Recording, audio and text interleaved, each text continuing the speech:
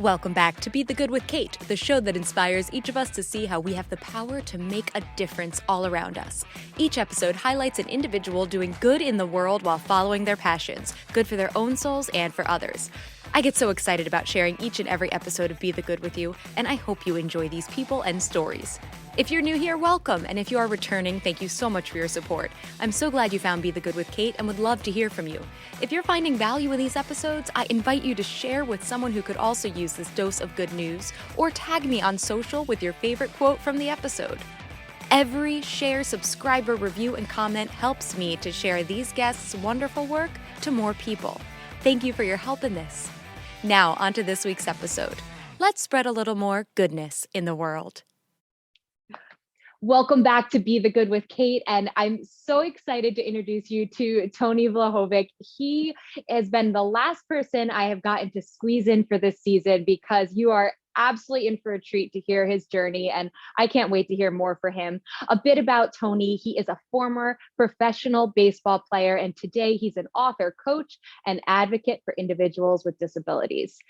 He's spent decades working with the Special Olympics, and now he also has his own nonprofit he'll tell us more about. And this summer, his first book came out, Just Need an Opportunity, Let's Play Ball. And it's full of heart and serves as a testament to what Tony has endured and conquered on and off of the field as both a player and a person. Tony, thanks so much for being here with me today. Hey, thank you. Thank you. Thank you for the opportunity. I really appreciate that. And thank you for the squeeze play to get me onto your podcast. I've read some great things and heard some great things about you, and it's an honor to be on your show. Thank you so much. Oh, well, Tony, thank you. But seriously, right back to you. And Lori Palau, who was a former guest on Be the Good with Kate as well. A great episode about organization. She's the person who connected us. So grateful for Lori as well here. And Tony, please tell us more about who you are and what you do in your own words. Basically, I wear a lot of different hats, Kate. I am a coach for a local high school team. I coach Special Olympics. I am a rehab therapist and work primarily with people in post-rehab. And I work with a variety of people. I've been doing that for over 30 years. And I started out in that field because of an injury that I suffered. And I was going through rehabilitation, learning how to walk again, which ended my professional baseball career. And going through that process, I realized that if I had an opportunity to do this type of work, I would do it differently. I felt like there was a missing piece of the mental part of healing, because you could sign in to the rehab center, you could stay there 10 minutes or 2 hours. And I just thought that it would be more of a personal touch, more of a personal care for people to help them heal and deal with a lot of the issues that come along with healing, because it's never a straight line up. It's this up and down road. If anybody has ever been injured, you wish it was a straight line to, perfect health and healing.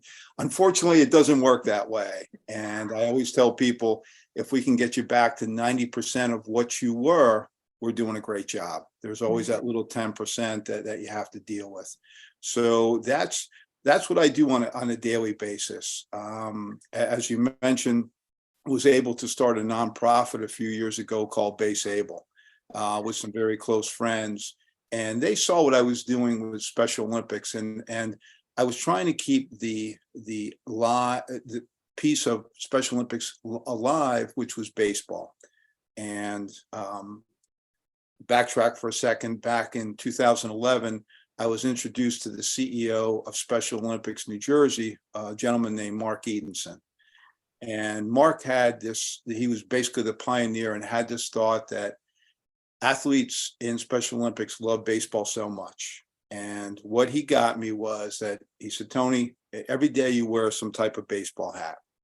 He said, these athletes do the same thing, but they've never had the opportunity to play. So Katie had me at the hat, is what happened.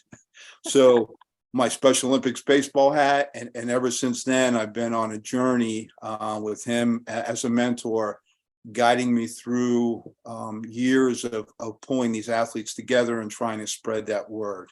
So it's been a real challenge at times, but it's been a real journey. But the athletes that I've met from 2011 are still with me. As I mentioned, have become part of my extended family. I've helped them with getting a job, relationship issues, just talking to them when they're struggling with something, or sharing. One of my athletes got married this past year and was invited to the wedding, and had a bunch of his teammates there, and it was great. Just a lot of fun to see how happy he was to find somebody in his life that he could share that love with. Amazing. And what's the age range that you work with through Special Olympics? The age range is interesting. When I started out, my youngest player was 16. My oldest was 54.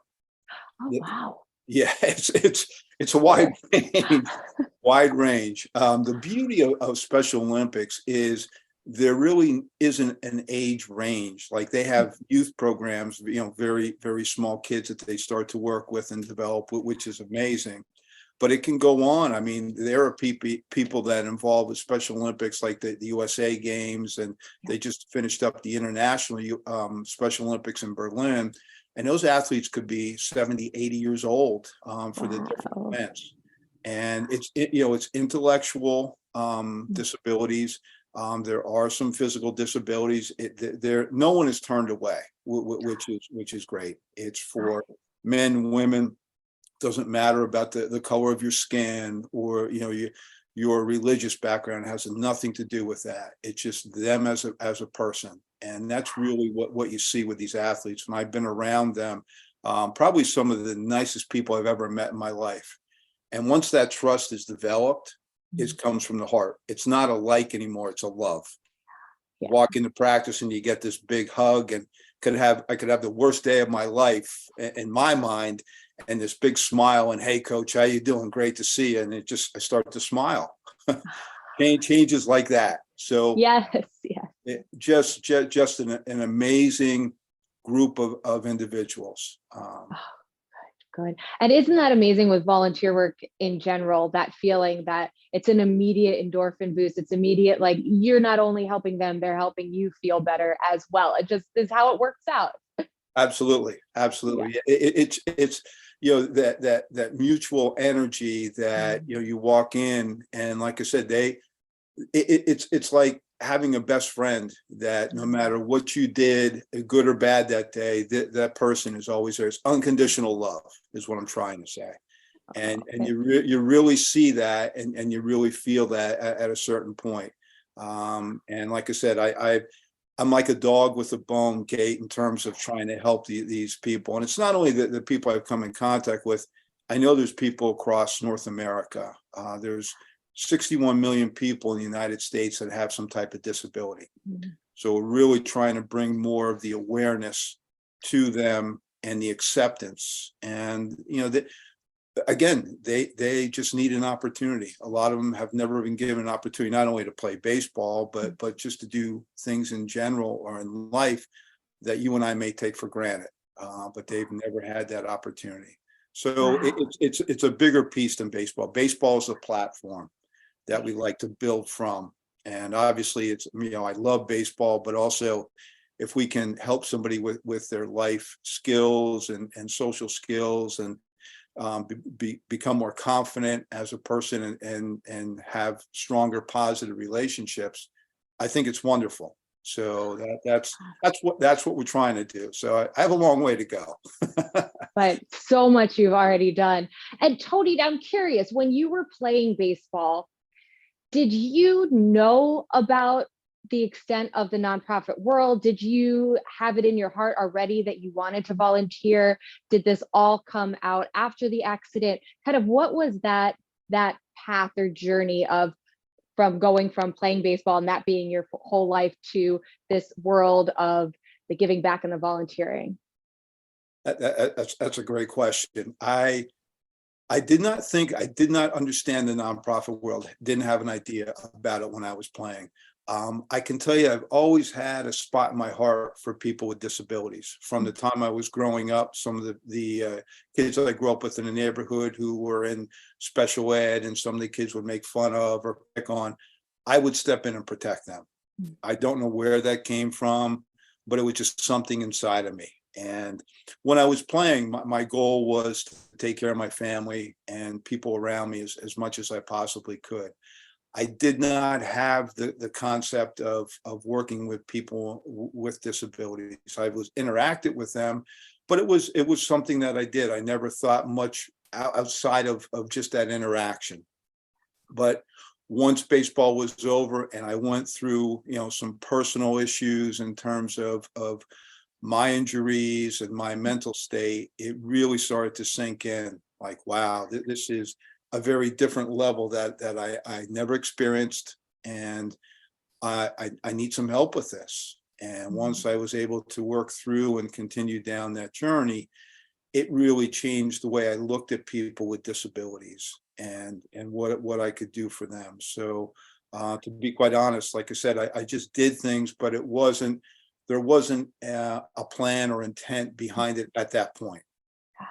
That's what's something that's so neat about of all the guests that I've gotten to speak with, that wherever they started their career, it's all part of it. It all adds on to the next piece of the puzzle, but no one is where they were when they started their career. It's always something very different, or the baseline might be the same, but the journey just goes to the right and to the left and up and down. And it's fascinating. It's such a great reminder of, where you are today doesn't necessarily mean that's where you're going to be 20 years from now. And there's no way it can be exactly where you're going to be 20 years from now either. We're constantly evolving and changing, whether career and personal. And it sounds like this beautiful amalgamation of things has led you to all the work you've been doing. Absolutely. That's you put that's so well said, that it really was. I at that point in my life, I was focusing on being a professional athlete, and that was my focus. And I cared about the people that were around me, but I didn't know the extent of what could happen down the road, and that journey. And if you would have told me at that point, I was in my early to mid 20s, I would have told you, oh no, I'm going to be a professional athlete. I'm going to do, I had that whole plan set up. That didn't work out so well after a certain point. So that there was a lot of change there, but a lot of growth over time. And so when I look back, and that's why I wanted to write the book, it was a pretty amazing journey, that when I was going through that process of saying, wow, I really have been through a lot and have learned a lot, but I have a long way to go. Yeah, I'm in the performing world, so hearing about these life-changing injuries, rather, where a dancer all of a sudden has no use of their legs, or all of these sorts of things, and your whole life revolves around this passion of a career, and you are forced into changing it in some way. It's really amazing to hear the different stories of how people have gone through that and built upon their knowledge and shifted. And so it's great to hear that you've written the book, and now you can share this with more and more people as well, because people need to hear it and be reminded that things will work out and they will change, and it will be okay in the end. Definitely. And I love the word that you use, is passion. I had a passion when I was an athlete for what I was doing. My passion now has definitely shifted to the kind of work that I do, and trying to be the best advocate I possibly can for people with disabilities. And that passion has definitely moved into another direction, but the passion is just as strong as it was when I was playing. So, but I love that word, and that's what I tell people all the time about the athletes that I work with. When they're playing, the passion that they have for playing and being a part of a team is incredible. I thought I had a lot. They make me look like a real rookie, or someone who just started out, because they just love it. They love being a part of a group, and you can see how they protect and care about each other, which is amazing. Oh, and you just led perfectly into my next question for you. I feel like everything has been good news moments so far in hearing your stories about working with Special Olympics and the different individuals, but do you have any specific stories about an athlete or anyone in working with BaseABLE or Special Olympics along the way that you'd like to share? Sure. There are a few people. One is actually on the cover of my book is an athlete who, his name is Andy, wonderful person. Andy's social skills are not as high as some of the other athletes on the team, very quiet, but you can see that he is a caring person. Well, as we were preparing for the USA games, we were having practice, and one of my other athletes hit him with a pitch by mistake, and Andy lost his temper. Andy's about 6'5", well over 240 pounds. He's a big man. And when I saw that, I thought, oh boy, here we go. I mean, it was like this eruption, and I've never seen that from him in the few years that I knew him at that time. And I was able to walk around the ballpark with him with my arm around him and kind of talk to him and calm him down. His mom happened to be there, and she said what stirred him up was when he was hit by a pitch and it hurt, and he was afraid. So I kind of let it go. I didn't know that anything like that prior to that. So we end up playing for the gold medal in the 2014 USA games in Trenton, New Jersey. And the picture is taken of him on his way to home plate. And I know he's petrified. I know he doesn't want to do this, because in practice, I would stand in the batter's box with him basically and hold him in place and talk to him. And my message to him was, just stand there. I don't care what you don't have to do anything in that, but you need to stand in that box and do this. And he did. And just an amazing moment. But they caught that moment, and I had no idea people were taking pictures, but it was like a face-to-face, one hand on his head, one hand on his shoulder, trying to get his full attention and say, you can do this. That's all you need to do. You'll be fine. You'll be fine.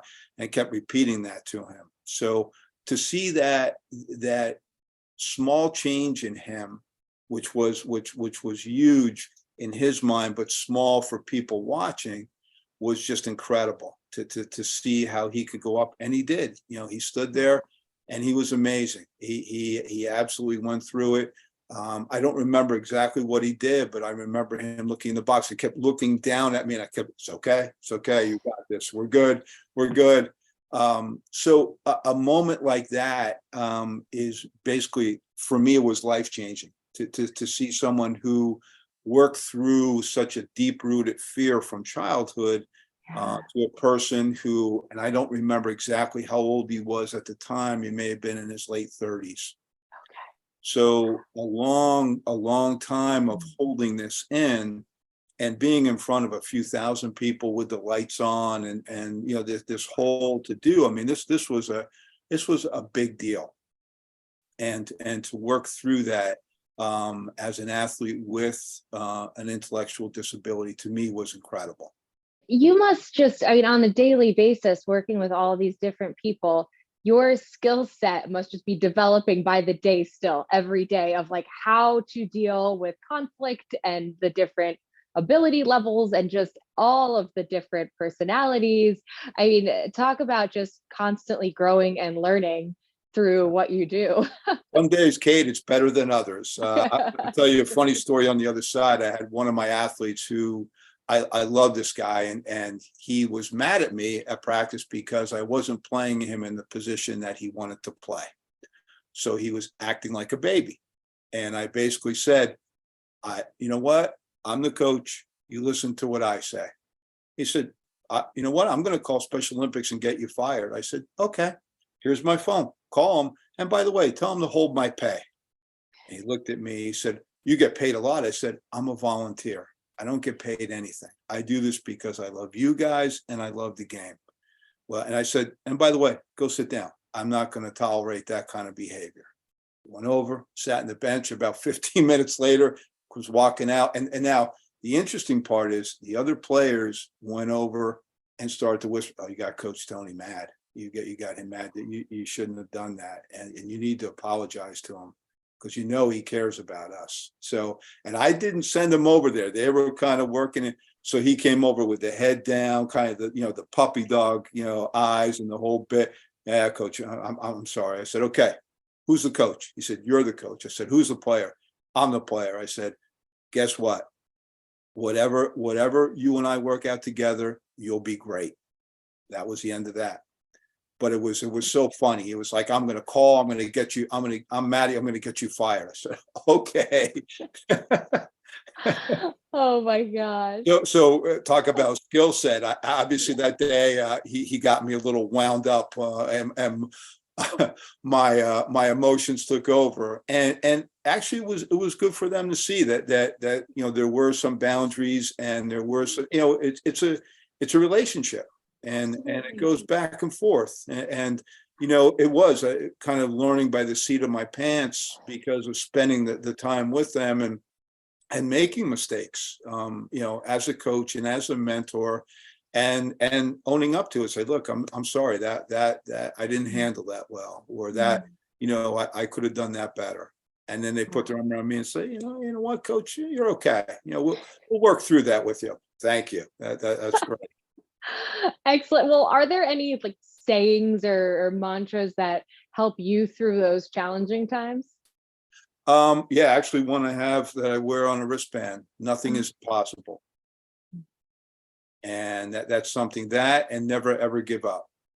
Those are two things that just when I'm struggling with something or trying to figure something out, but I keep thinking nothing is impossible. There you may hit a lot of dead ends. It may not work that day or at that time, but instead of going through the wall, sometimes you have to go around it, or underneath it, or find a different way. And in the past, I probably would have ran my head into it till I had a few concussions. Kind of learned over time that wasn't the best move all the time, and to take a step back and work with people and find a different way, a different approach.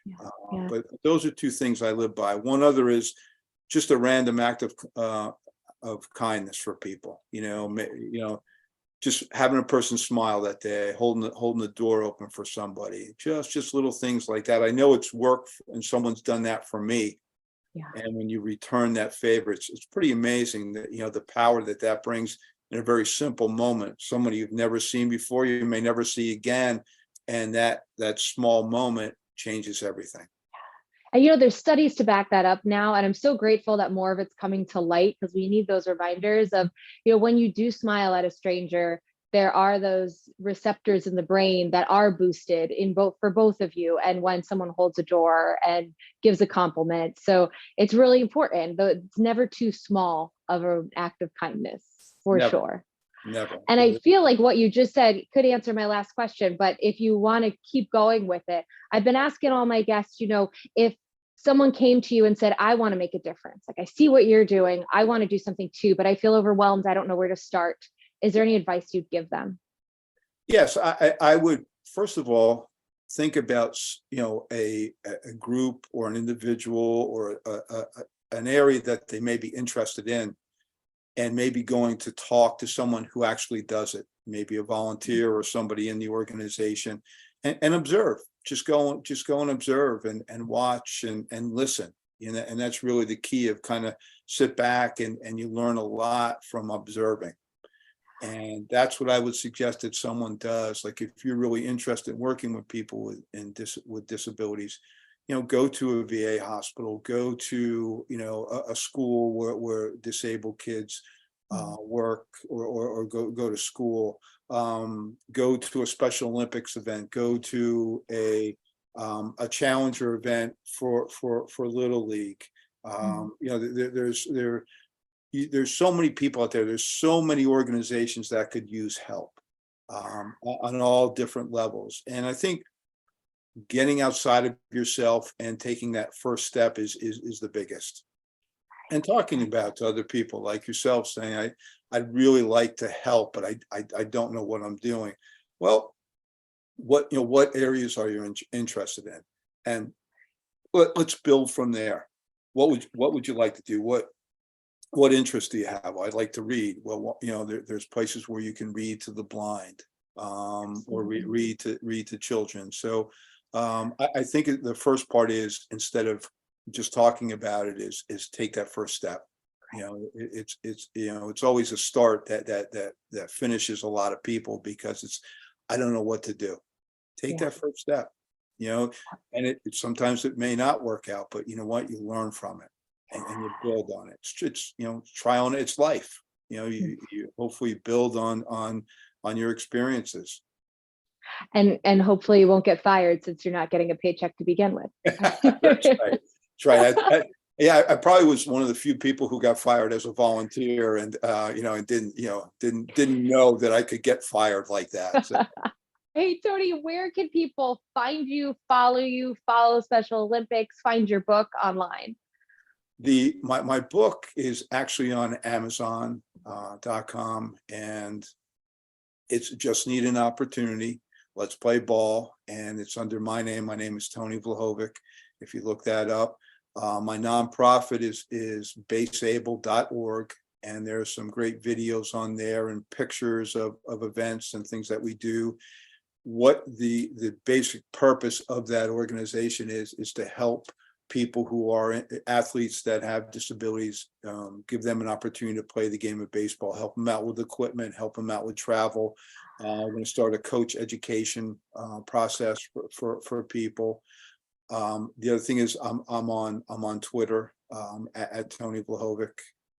I'm on Instagram, the same thing. So there are a lot of areas that, if you look on social media, I try to keep a presence, but a real positive one about what we're doing. Excellent. And that'll all be in the show notes as well. And finally, Tony, because you mentioned all the baseball caps you're constantly wearing, what is your favorite one to wear? Oh boy, now you really put me on the spot, Kate. On that. I try to change it up. Most people, I'm not the best when it comes to fashion, so I do try to match whatever I can. I don't know if you remember the Garanimals from Sears, and I try to get the colors. So I don't know. I think it really depends where I'm going and on my mood that day. So I have, if I can show you, I have a whole basically staircase going into the basement filled with hats.